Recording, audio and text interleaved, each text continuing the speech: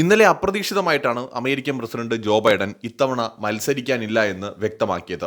ഒരു ഘട്ടത്തിൽ താൻ പിന്മാറില്ല എന്ന് ഉറച്ച നിലപാടെടുത്തിരുന്ന ബൈഡൻ എന്തുകൊണ്ട് പിന്നിലേക്ക് പോയെന്ന് ചോദിച്ചാൽ അദ്ദേഹത്തിന്റെ പാർട്ടിയിൽ തന്നെ അദ്ദേഹം വീണ്ടും മത്സരിക്കുന്നതിൽ എതിർപ്പുകൾ ഉയർന്നിട്ടുണ്ട്. ഈ നമ്മുടെ ട്രംപുമായിട്ടുള്ള പല സംവാദങ്ങളിലും അദ്ദേഹം പരാജയപ്പെടുന്ന സ്ഥിതി ഉണ്ടായി. പലതും അദ്ദേഹത്തിന് ഓർമ്മയില്ലാത്ത സാഹചര്യമുണ്ട്. അപ്പോൾ ആ നിലയ്ക്ക് അദ്ദേഹം വീണ്ടും പ്രസിഡന്റ് ആവുകയാണെങ്കിൽ അല്ലെങ്കിൽ തെരഞ്ഞെടുപ്പിൽ മത്സരിക്കുകയാണെങ്കിൽ ജയസാധ്യത തന്നെ കുറവാണ്. ഇനി പ്രസിഡന്റ് ആയാൽ തന്നെ അദ്ദേഹത്തിന് കാര്യമായി രാജ്യത്തിന് വേണ്ടി ഒന്നും ചെയ്യാൻ കഴിയില്ലെന്നുള്ള ഒരു വിലയിരുത്തലുണ്ട്. മുൻ അമേരിക്കൻ പ്രസിഡന്റ് ആയിട്ടുള്ള നമ്മുടെ ഒബാമ അടക്കമുള്ളവർ, അദ്ദേഹമൊക്കെ കഴിഞ്ഞ തവണ ബൈഡനെ പിന്തുണച്ച ആളാണ്, ബൈഡന്റെ അടുത്ത സുഹൃത്താണ്. പക്ഷേ ഒബാമ അടക്കമുള്ളവർ ബൈഡൻ വീണ്ടും പ്രസിഡന്റ് ആവുന്നതിനെ എതിർത്ത് വന്നിരുന്നു എന്നാണ് മനസ്സിലാക്കാൻ സാധിക്കുന്നത്. അങ്ങനെ പാർട്ടിക്കുള്ളിൽ തന്നെ എതിർപ്പുകൾ ശക്തമായതും വീണ്ടും പ്രസിഡന്റിന് കോവിഡ് സ്ഥിരീകരിച്ചതും അദ്ദേഹം വീണ്ടും മത്സരിക്കുന്നതിൽ നിന്ന് പിന്മാറുന്നതിലേക്ക് നയിച്ചു എന്നാണ് മനസ്സിലാക്കാൻ സാധിക്കുന്നത്.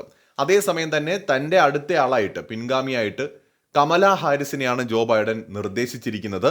കമലയെ വൈസ് പ്രസിഡന്റായി തിരഞ്ഞെടുത്തതാണ് തൻ്റെ പ്രസിഡന്റ് കാലയളവിൽ താൻ എടുത്ത ഏറ്റവും മികച്ച തീരുമാനമെന്നാണ് ഇതേക്കുറിച്ച് അദ്ദേഹം പ്രതികരിച്ചത്. അതുകൊണ്ട് എല്ലാവരും കമല ഹാരിസിനെ സപ്പോർട്ട് ചെയ്യണമെന്നും ട്രംപിനെ പരാജയപ്പെടുത്തണമെന്നും അദ്ദേഹം ആഹ്വാനം ചെയ്തിരിക്കുകയാണ്.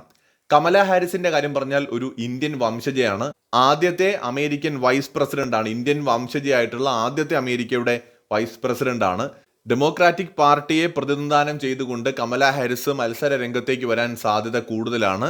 ഹിലരി ക്ലിന്റൺ അടക്കമുള്ളവർ കമലയുടെ സ്ഥാനാർത്ഥിത്വത്തെ സപ്പോർട്ട് ചെയ്തുകൊണ്ട് രംഗത്ത് വന്നിട്ടുമുണ്ട്. അതേ സമയത്ത് തന്നെ ഈ റിപ്പബ്ലിക്കൻ പാർട്ടിയിൽ നമ്മുടെ വിവേക് രാമസ്വാമി 2 ദിവസം മുമ്പ് നടത്തിയ ഒരു സ്പീച്ച് രാജ്യത്തെ തന്നെ പിടിച്ചു കുലുക്കിയിരിക്കുകയാണ്. എന്തുകൊണ്ട് ട്രംപ് അധികാരത്തിൽ വരണം, എന്തുകൊണ്ട് ട്രംപിനെ സപ്പോർട്ട് ചെയ്യണം എന്ന് പറഞ്ഞുകൊണ്ട് അദ്ദേഹം നടത്തിയ ഒരു സ്പീച്ച് ഒരുപക്ഷെ ഡൊണാൾഡ് ട്രംപ് നടത്തിയ സ്പീച്ചുകളെക്കാൾ അതിനെയും കവച്ചു വയ്ക്കുന്ന തരത്തിൽ മികച്ചതാണെന്ന വിലയിരുത്തൽ അമേരിക്കയിൽ ഉണ്ടായിരിക്കുകയാണ്. ട്രംപ് അനുകൂലികൾ ഒന്നടങ്കം വിവേക് രാമസ്വാമിയുടെ പിന്നിൽ അണിനിരക്കുകയാണ്. അതായത് ട്രംപിന് ശേഷം ഒരുപക്ഷെ അടുത്ത റിപ്പബ്ലിക്കൻ പാർട്ടിയിൽ ഉയർന്നു വരാൻ ഏറെ സാധ്യത കാണുന്ന ഒരാളായിട്ട് വിവേക് രാമസ്വാമി മാറിയിരിക്കുകയാണ്. സോഷ്യൽ മീഡിയയിൽ അദ്ദേഹത്തിനുള്ള ജനപിന്തുണ വളരെയധികം വർദ്ധിച്ചിരിക്കുകയാണ്. ട്രംപ് തൻ്റെ വൈസ് പ്രസിഡന്റായിട്ട് തെരഞ്ഞെടുത്തത് വിവേക് രാമസ്വാമിയെ അല്ലെങ്കിൽ കൂടി സ്വാഭാവികമായിട്ട് വിവേക് രാമസ്വാമിക്ക് ഒരു ഉയർന്ന പദവി ട്രംപ് അധികാരത്തിലെത്തുകയാണെങ്കിൽ ലഭ്യമാകുമെന്ന് തന്നെയാണ് ഈ ഘട്ടത്തിൽ വിലയിരുത്തപ്പെടുന്നത്. അതായത് ഇന്ത്യൻ വംശജർ അമേരിക്കൻ തെരഞ്ഞെടുപ്പിലും അമേരിക്കൻ രാഷ്ട്രീയത്തിലും ശോഭിക്കുന്ന ഒരു കാഴ്ച ഇപ്പോൾ കാണുന്നുണ്ട്.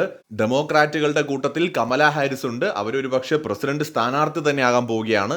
അതേസമയത്ത് റിപ്പബ്ലിക്കൻസിന്റെ കൂട്ടത്തിൽ വിവേക് രാമസ്വാമി ഉണ്ട്. നേരത്തെ അമേരിക്കൻ പ്രസിഡന്റ് സ്ഥാനത്തേക്ക് മത്സരിക്കാൻ ഒരുങ്ങിയ ആളാണ്. പിന്നീട് ട്രംപിന് വേണ്ടി അദ്ദേഹം പിന്മാറി. ട്രംപ് അനുകൂലികളുടെ സപ്പോർട്ട് ഉറപ്പിക്കുക എന്നുള്ളതാണ് അദ്ദേഹത്തിന്റെ ഒരു നീക്കമെന്ന് പറയുന്നത്. അപ്പോൾ ഈ തെരഞ്ഞെടുപ്പിൽ അല്ലെങ്കിലും ഇനിയുള്ള വരും കാലത്ത് എന്ന് വെച്ചാൽ വളരെ പ്രായം കുറവുള്ള ഒരാളാണ് വിവേക് രാമസ്വാമി.